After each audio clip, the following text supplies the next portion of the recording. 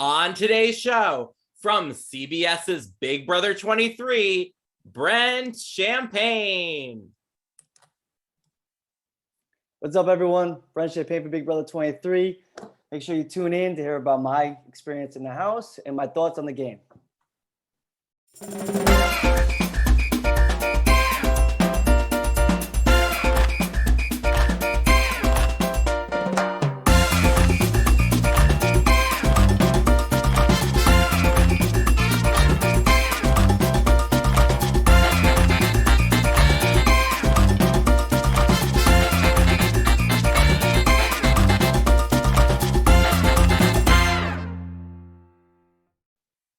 Hey, everybody, welcome to the Mike Grand Show. And today's special guest is one of the castaways from Big Brother 23, Brent Champagne. Hey, Brent, how are you? What's up? How are you? Thank you for having me. I appreciate you. You're welcome. So you were recently on the game show. You got evicted. So you're here to talk to us all about your experience. Unfortunately, you didn't make it to the jury, but that's okay. You made it here, and that's what's important right now. Absolutely. But first, as Julie Chen would say, before we get into Big Brother, I want to know a little bit about yourself. What did you do before you got onto Big Brother? So I was actually, I still am. Before COVID kind of obviously made it a little bit of a roller coaster. I'm a flight attendant. I get paid to see the world and meet all the beautiful people that come with it. And my passion's always been travel. So I wanted to just submerge myself with a career that allows me to see these places for free. So why did you try out for Big Brother? Was it a show that you grew up watching? So I was actually at my friend's house, and we just got finished playing a game of poker, and they're huge fans of the show. So we ended up catching halfway through like one of the episodes of season 19. I sat down for maybe 10 minutes, watched a little bit of the show, and I was like, you know what? This is something I can see myself doing because I've always wanted to try the reality TV world. And I felt like it was a combination of both, obviously, the social aspect and the competitive aspect. And I felt it was something I would really enjoy and thrive at. So from that moment on, from halfway through season 19, I was like, you know what? I'm going to make it a mission to get on the show. I applied for the next season, season 20, made it to the semifinals. Unfortunately, it didn't fit that cast and or that season. And then I tried again on season 23, and here I am. Yep, and you know what's funny too is just like you started with season 19, I actually started with season 20. So both of us, really? we're late to the party here. Yes. I actually started with the Celebrity All-Star editions is what I started watching first, and then season 20 came out. Yeah. And that's what got me hooked on it. And I was like, oh, this sucks because this show seems so good. I wish I had watched the first 19 seasons of it. Yeah, I heard it was really good in the beginning too, from the first couple seasons on, as far as they allowed a lot more to go on the show. Yep. So tell us what it was like the first day in the house. So when you got called up onto stage, Julie Chen Moonves introduced you. Who were the other contestants that were up there with you, and how was that first day like in the house? So it was truly wild, and it was sensory overload in any aspect of just when I got onto that stage and I'm looking at Julie. She's like a goddess. She's glowing. Everyone is just, in awe because we're finally there on that stage. You have all the lights shining in your eyes. I'm standing next to 3 other of my castmates that I didn't realize were my castmates until we got right on that stage, which was Christian, Derek X, and Kyland. So, I mean, I was just looking at Jules, trying to look at my castmates, trying to obviously stay composed and calm on live TV, and then bam. We enter the house, have to go straight to the backyard. So we're just trying to take everything in. So I just met Julie, my castmates. Now I just saw the house. Now I'm in the backyard. Now there's people up top screaming. Those are my other castmates that I didn't even realize were my castmates at that moment in time. And then bam, we get onto our markers and Julie says, get set, go. And now we're trying to solve this puzzle. So as you can imagine, it was every emotion you could possibly feel, as far as excitement, nerves, anxiety, happiness. Then it's just your heart's pounding out of your neck. It was truly crazy, and it didn't take it till maybe the second commercial break where you start calming down, and you're like, okay, this is becoming a little bit more normal. You're able to digest everything that just happened. So yeah, it was a whirlwind of excitement and nerves. And what are you allowed to bring into the Big Brother house? Because obviously you guys aren't allowed to watch TV or anything like that, have communication with the outside world. So what can you bring with you in there? So basically, it's all just clothes, some products that you can use for obviously healthcare without obviously anything being sharp. So they would take your tweezers away or your scissors. You can't have anything in there that could potentially harm anyone. Um, you're not allowed to bring any type of writing utensils or any type of books to read besides the Holy Bible and or any other religious materials. And that's kind of basically it. That's all you're really allowed to bring in, and then they obviously give you everything that you could possibly need as far as stuff in the bathroom, the soaps, deodorants, all that stuff. So we have to pack light, but we also have to pack for potentially 3 months. So that was a stressful time, to say the least. So you really do got to have a good memory in this game, because you got to remember things like, what day somebody was eliminated on, what day it is, so what day it is even, so everything's in your head. You don't have a pen and pencil that you can sit there and write these things down with pen and paper rather, which Yeah. which is very interesting, which makes the game kind of cool. So can you tell us what kind of strategy did you have going into the house? Now, eventually you guys were set up in teams, but you didn't Yeah. know this going in. Mm. So originally, when you went into the house, what was your strategy that you thought, this is the way I'm going to play the game? Okay, first I'm gonna piggyback on what you said about keeping tabs on how many days you're in the house. Kylan actually came up with a brilliant strategy of using Q-tips, and every day he would line them up in the windowsill, and then obviously tally them off, just like you would tally, cross them off every 5. So that was a way for us to be able to track, the time because the windows are blacked out. You don't get to see the sun. People think we get to go in the backyard all the time. We only get it like maybe once or twice a week. But as far as my strategy going into the house, I really did want to go in more reserved. I wanted to stay a little bit more in the shadows. I wanted to allow myself to observe more than actually partake. Unfortunately, Frenchie wanting to get rid of a meathead right off the bat kind of obviously put me in defense mode.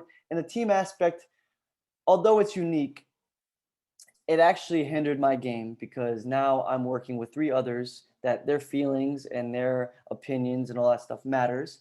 So it makes it a little bit more stressful as far as coming together as a cohesive unit and making those decisions together when we're all trying to play an individual game at the same time.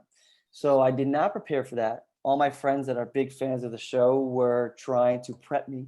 And that was actually the last thing that they forgot to prep me about. So when they saw that on TV, they told me afterwards when I was evicted, like, oh crap, we should have, that was the one thing we didn't talk about. And that's the one thing that happened.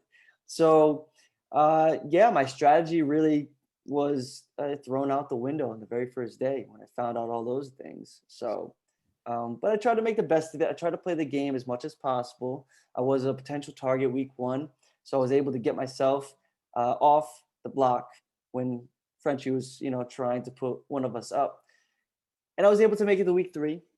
So I'm happy I didn't go home first. R.I.P. Travis, because he's a hell of a guy. But um, at the end of the day, it's an individual game, so I had to throw him into the wolves.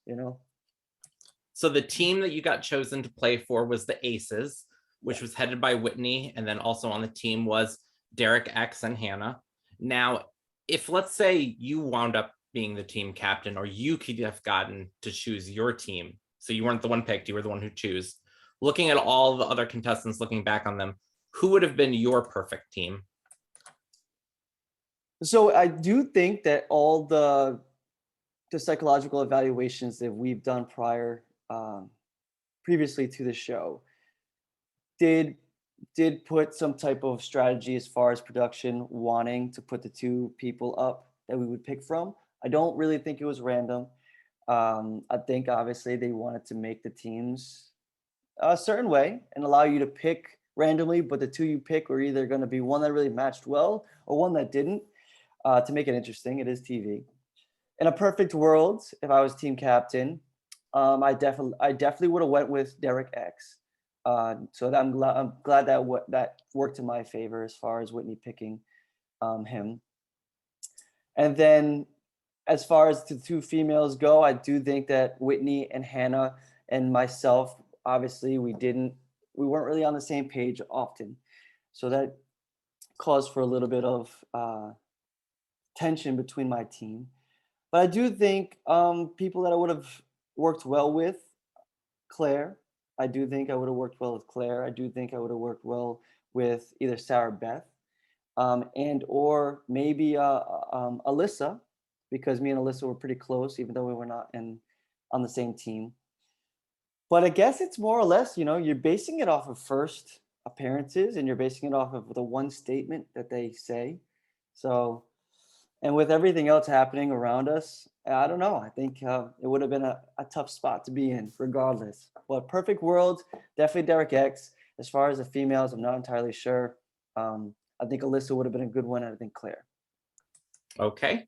So you lasted for the first 3 weeks and then you were eliminated. So let's go through those 3 weeks. So the first head of household was Frenchie, and he was in charge that first week. So tell us what went on that first week. That first week with Frenchie as HOH was absolute, chaos. It really was. There's no other way to describe it. There was targets, that memory wall had no more targets at the end of the week. It was just like every person was attacked at one point and was in Frenchie's crosshairs. And it just kept working out that every single person just kept getting safe.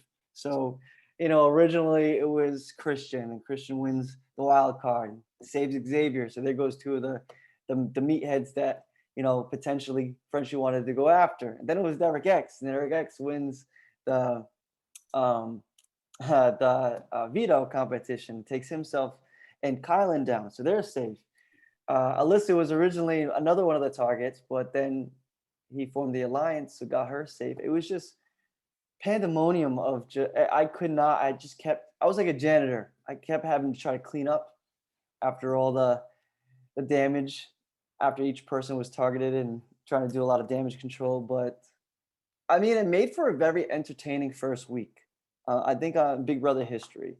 So I do think that we had that going for us. But yeah, it was wild. It was fun. Looking back, I wish it didn't happen like that, just because a lot of people got a lot of bad taste in their mouth from me and Frenchie and Whitney. Um, but yeah, I mean, it was funny that it worked out that Kylan ended up winning the HOH the next week, and then put Frenchie up, and it was just very bad timing, I think. Yep. So like you said, Kylan won that HOH, and you almost won it as well. Yes, it came in second. Close. Yeah. Yep.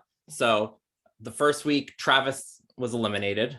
Yes. Then second week, Frenchie got eliminated. Yes. Now we go up to week 3.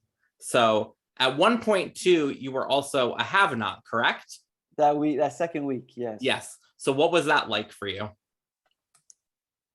So I've been dieting, weight training my whole life. So the dieting part and eating stuff that you don't really feel like eating, I'm kind of used to. But that slop really is just not enjoyable. Thank God Derek X is a great chef, and he was able to kind of, play around with some ideas as far as making the slop enjoyable. And he came up with slop chips, was able to deep fry them, turn them into like a tortilla chip, and we were able to dip it in some salsa. So if it wasn't for Derek X, we all would have starved to death. I truly believe that. So shout out to Derek X for absolutely, saving us in that. But it did make for your energy levels and everything like that. It does make the game harder. It's supposed to. It's not supposed to give you any type of edge, even though it's everything you need to stay alive. It's just not enjoyable to eat. So you find yourself just drinking a ton of water more often than not to keep yourself full. And then when you're competing in those competitions, the memory comps and the physical comps, it messes with you. It's part of the game. That's why you're supposed to compete, not to be a have-not. But yeah, my experience overall was I got the full Big Brother experience besides the showmance. I got the backstab, betrayal. I got to compete in the competitions. I got to to know what it was like to be a have-not. Um, I got everything except, a few things as far as a win or a showmatch. But other than that, I played the game and I experienced it all. So, and that's slop and everything else that comes with it. So, Yep. So on week 3, Xavier was the head of household, and you were also in an alliance with Xavier, correct? 2 days And fresh. and, Yep. and you actually had a couple alliances too. So let's talk about those alliances that you had. Okay, so I had three pretty big alliances. The first one was the slaughterhouse that was constructed by Frenchie. I didn't really approve of that one because that was the last one brought into that alliance. And there also was a ton of people in that alliance we were already butting heads and coming after a few of us. Me and Christian, Frenchie tried to pin us against each other, and which is brilliant on Frenchie's end.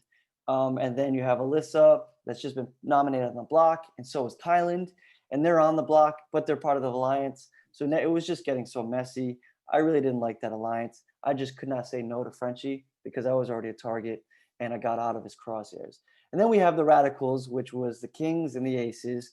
Alyssa came to me saying that her team wanted to work with mine. I was like, of course, I trust Alyssa. We like the Kings. My team has previously already talked about potentially working with them. So we made the radicals because we had an inside joke about being little rats. And so that's where that came from. And then we had the Mafia, which was Kylan's team, which was the Queens, and mine, which are the Aces. We came together, we created the Mafia. Kylan wanted protection on his HOH reign. He was afraid that he was going to get targeted the next week. So more or less, we just came together. They were beating around the bush. I said, why don't we just make an alliance? I thought I was very well protected. Joke's on me, because I was not. But that's the game, expect the unexpected. So Xavier put you and Brittany up for elimination. So why do you think you were the target that week? So right out the gate, he said I wasn't the target. He said I was a pawn, and obviously, there's no world where I'm a pawn and Brittany's a target. Just it does not work like that in this game of Big Brother, and there was no benefit for me being on the block as far as it really doesn't make any sense to me, and it didn't. And I was very vocal about that right out the gate when he even mentioned putting me up. I knew that I was the target the whole time. And I was kind of getting aggravated that everyone was trying to say I wasn't the target because, like I said, nothing added up. Um, it was more or less me having to just depend on my team and or the alliances. But these alliances, some of these people have already kind of betrayed others and myself in the past. So it was very tough to even think that, if everyone would stay true. And in the Big Brother house, a lot of people don't realize this. You could spend 2 hours talking to someone and think you're on the same level of understanding. And then 10 minutes later, it's all forgotten. So it really is wild that you have to keep just reiterating and having the same conversations over and over again. And it kind of insults people's intelligence because they think that you just think they're an idiot. But it's like, no, I got to make sure I keep saying this because 10 minutes later, someone else talks to you and your whole mind's completely changed. So I really was just hoping that my alliances would be able to bail me out and that at least my team would stay true to me because it didn't make sense for them to vote me out, which I was surprised about. It was only week 3. I could still help them win HOHs and keep them safe. I told them if I got eliminated, they would get picked off. And that's exactly what happened. Thank God Derek X won an HOH later on because after Whitney was gone, they were going to just nominate Chada and Derek X and then pick them again off tour. Because I truly felt the Aces were the only other team that could compete with the Kings. And I don't think the Kings wanted to take a stab at the Aces because if they were unsuccessful, we would have came after them. And we already had an alliance with them. But to my understanding, Whitney and Hannah led the charge as far as getting rid of me. So with Xavier having that on a silver platter, I mean, how is he going to say no to that? He has the team's blessing to get out the only other team that has 4 people to give them the numbers. And also they have the blessing of no bad blood. I mean, I would have took that deal as well if I was Xavier. So it's the name of the game, but yeah, there was no point in time to ever think I was not the target. I mean, they just totally blindsided you 11-0 in that final vote. Were you surprised that you didn't have any votes? And who were you most shocked at that they didn't vote for you? So like I said, in a perfect world, I needed just the 6 to 5. I needed people to stay loyal, and it was Kylan and Derek X uh, have betrayed me in the past. So I really was hoping that Alyssa would give me that vote that I needed to solidify, just in case one of them went rogue. Because if the mafia stayed true, because I already knew that the Kings were going to betray me, if the mafia stayed true, I had the votes. But if Kylan and or Derek X didn't want to vote for me, I needed Alyssa's vote to make sure that it stayed 6 to 5 still instead of 5 to 5, because then it just would have gave the what do you call it, the HOH the deciding vote, and I was just definitely gonna go home. I was really shocked that Alyssa didn't give me a vote because we were really close. And I heard from the people in the live feeds that she cried and bawled her eyes out the night after her DR session, that she knew she was obviously going to betray me. So at least those tears mean something, that, she didn't want to. It's just everyone's going to go with the house. And a few other people most likely didn't want to vote me out. But you can't go against the numbers, or then you're just the next reason to go up. So I understand it. My team not trying to keep me, I think, was very stupid of them, just because no other team's going to help keep you safe.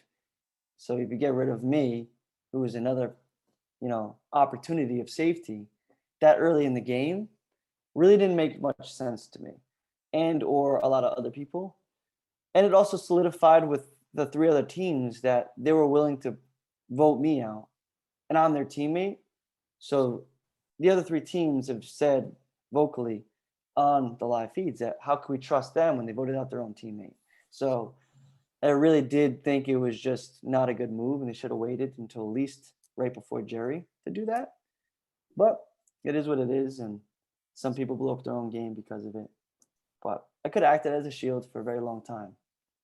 And I guess they didn't see that. Right before you were eliminated, Whitney had a conversation with you. Yes, I Can you remember that. can you tell us a little bit about that conversation and what that conversation meant to you? So Whitney was basically just trying to, like I said, me and Whitney were teammates, but we did not get along. She did not agree with what I wanted to do. I did not agree with what she wanted to do. Beautiful person inside and out. We just did not see eye to eye on a lot of things. And to me, it felt like she was more concerned with not playing the game and, just making friends than actually playing the game. Your teammates on the block and you're not really rallying or campaigning for him. You're just cuddling.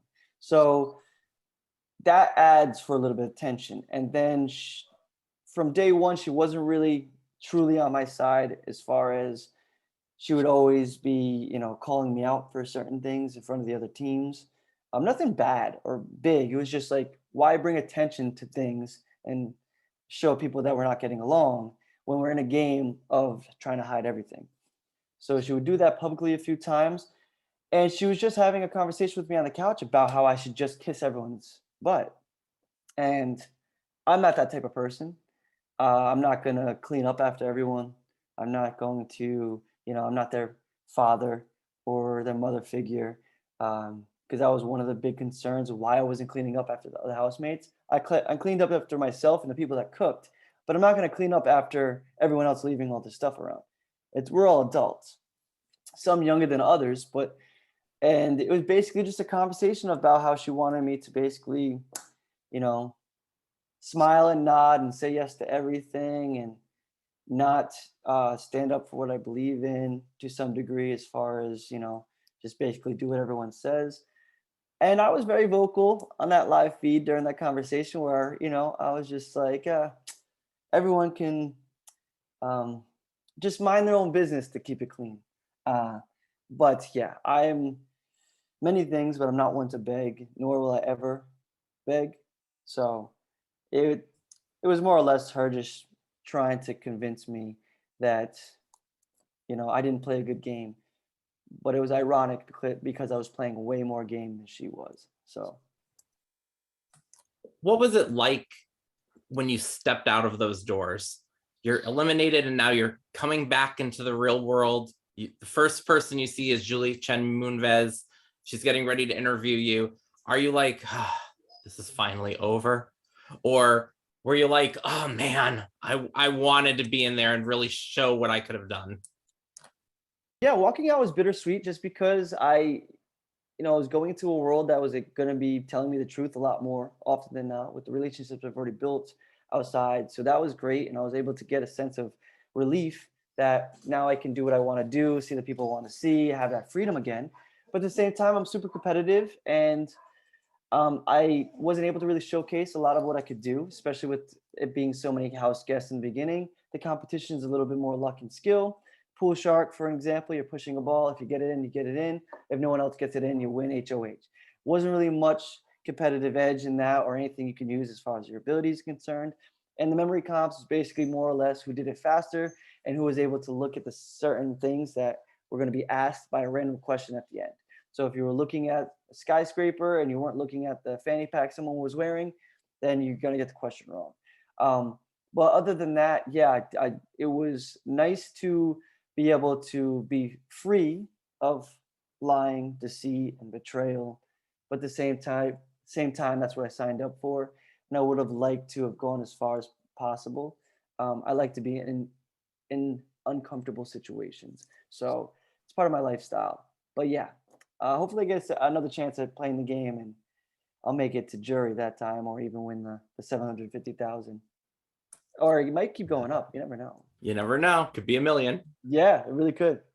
So now that you're home, you finally get to watch, the episodes, see what's happening now. What are you most surprised at? Is there a particular person that you think, wow, this person fooled me? They're really playing this game good. Or anything that you may have learned that you didn't know when you were in the house? So I was surprised to know about people's real occupations, with Xavier not being a bartender, he's a lawyer, and with Sarah Beth not being a voice actress, she's a forensic scientist. Things of that nature were very surprising.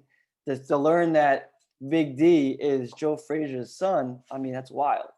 But I was really surprised of how much influence Tiffany had. I really was shocked to know that she was basically running everything behind the scenes. Everyone's HOH always had her, her words in everyone's ear as far as what they should do and how they should do it. Obviously, creating the alliance, the cookout, and being one of the reasons for that success.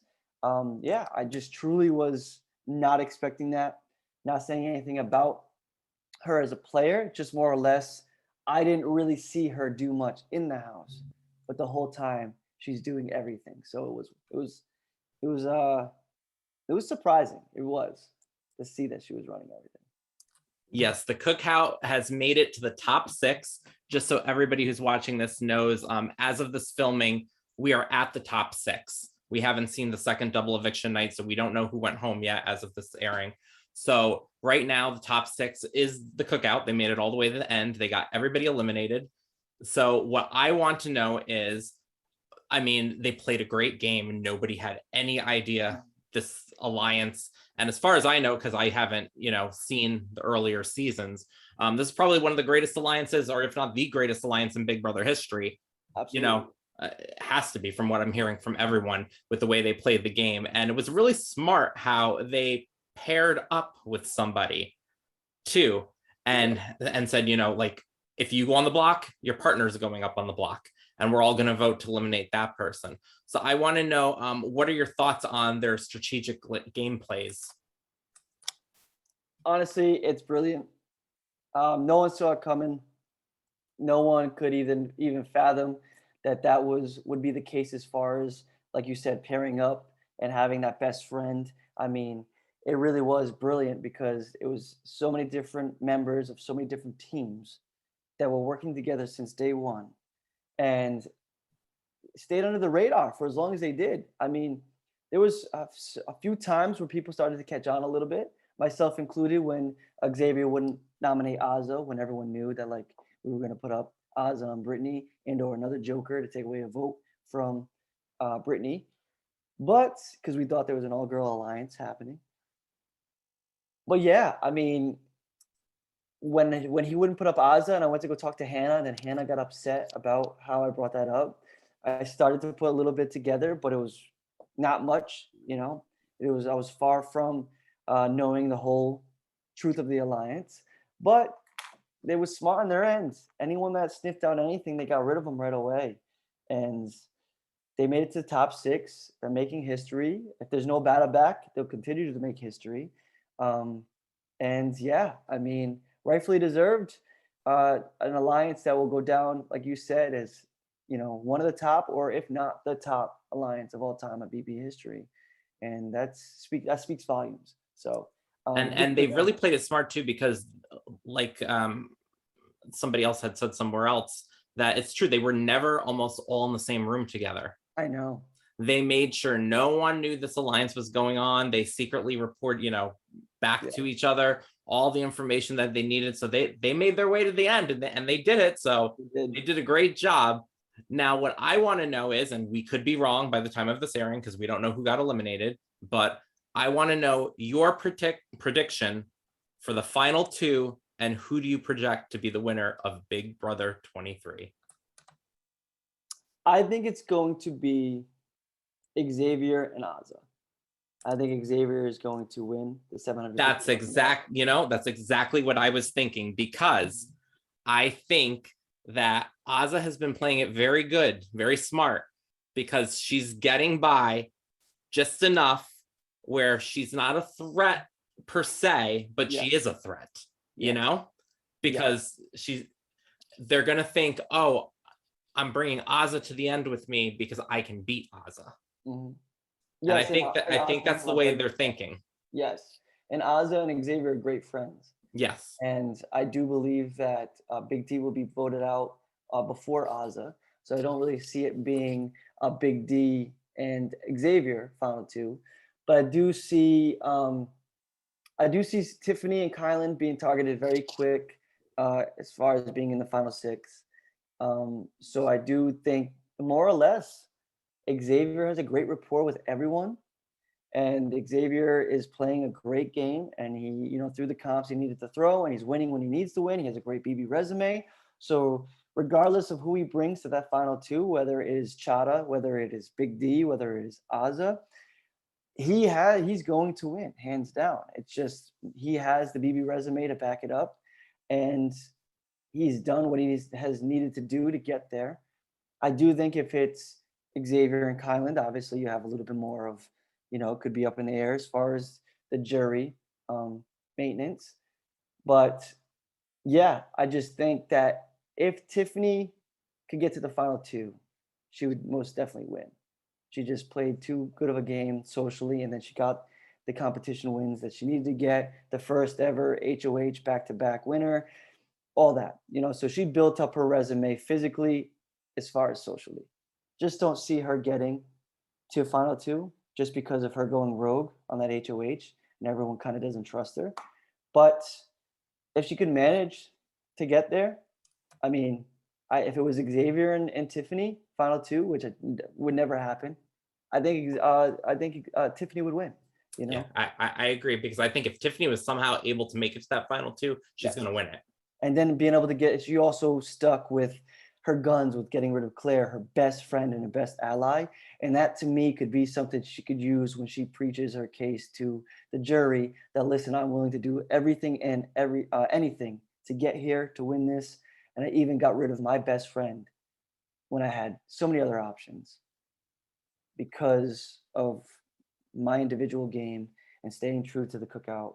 I mean, to me, it's another argument that would make her case stronger to win $750,000. Yep, exactly. So what advice would you give to somebody who wants to try out to be on Big Brother? There's not much you can really say besides be yourself.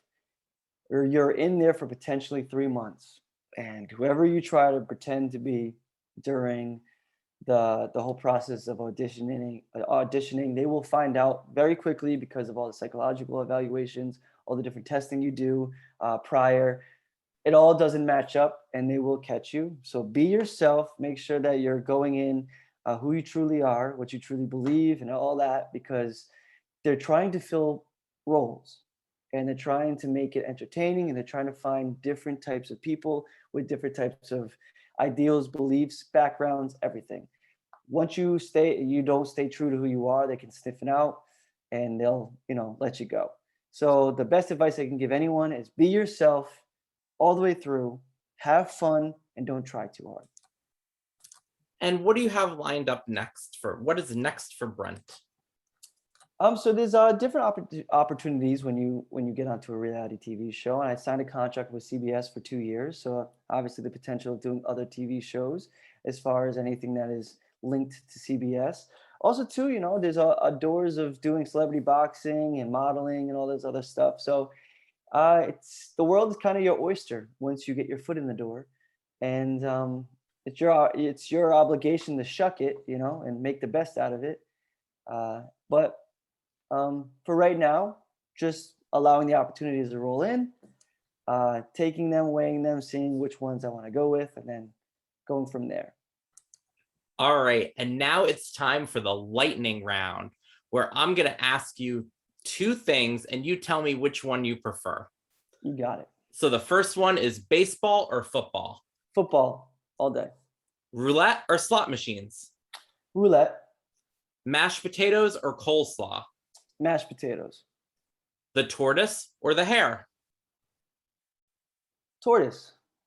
Superman or Batman? Superman.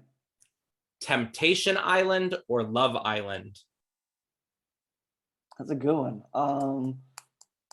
Love Island. Who doesn't want to find love, Yep. Listen to your heart or listen to your mind?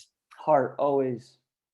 Would you rather go on a boat ride or go skydiving? Skydiving. I get too motion sick for the boats. Dodgeball or paintball? Paintball. Kangaroos or koala bears? Kangaroos. They're badass. Soda. Do you want ice in it or no ice? Ice. And which came first, the chicken or the egg? I'd say the chicken. Okay. Thank you so much for joining us here today, Brent. Appreciate you having me. Thank you so much.